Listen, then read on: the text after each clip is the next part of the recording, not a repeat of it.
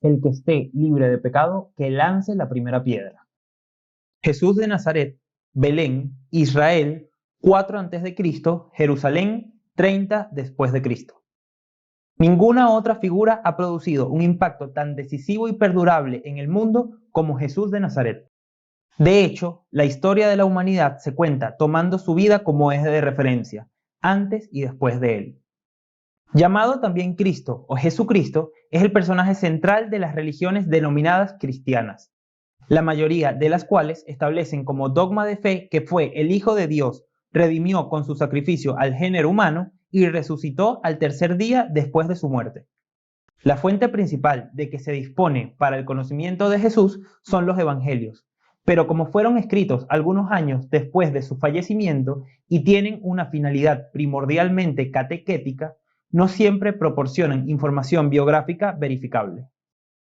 Por ellos, se conoce que Jesús nació aproximadamente hace 2000 años, en las afueras de un modesto pueblo llamado Belén, a unas 2 horas de camino a pie desde Jerusalén, la capital de Israel, que era entonces colonia del Imperio Romano, gobernado entonces por el emperador Augusto.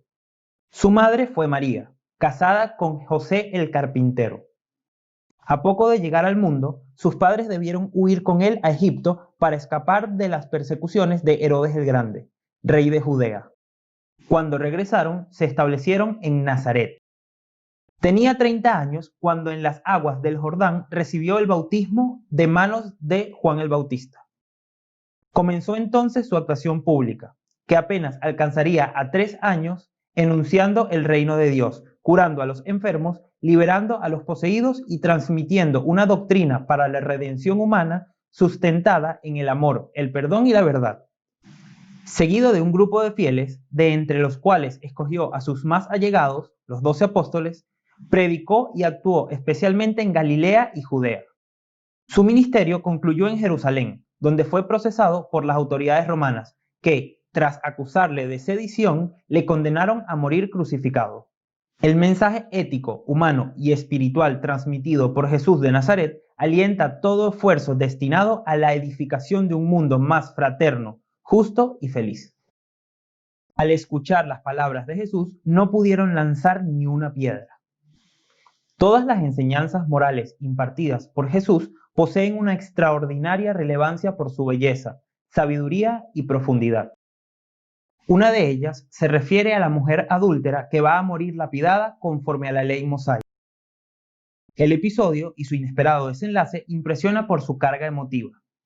Cierta mañana, en que se hallaba Jesús en el templo, se acercó a él un grupo de escribas y fariseos, seguidos por un grupo de gente que arrastraba a una mujer aterrorizada y deshecha en lágrimas.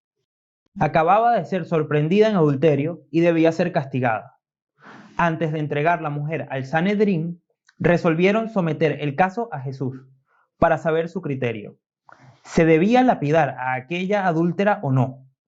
Si respondía que no, se manifestaría como un subversivo del orden público que pretendía abolir la ley mosaica. Si contestaba que fuesen inexorables y se procediera a la lapidación, perdería su autoridad sobre el pueblo, obtenida gracias a preceptos de misericordia y bondad. Serenamente, Jesús escuchó el relato del caso. Cuando los acusadores de la adúltera concluyeron, paseó su mirada por todos los presentes y dijo con sencillez: el que esté libre de pecado, que lance la primera piedra.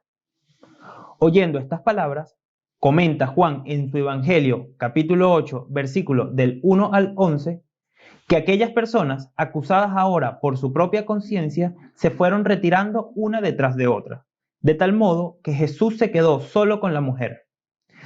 Jesús la interroga: ¿dónde están los que te acusaban? ¿Nadie te ha condenado?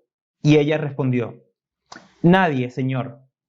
Jesús dijo: yo tampoco te condeno, vete y no peques más.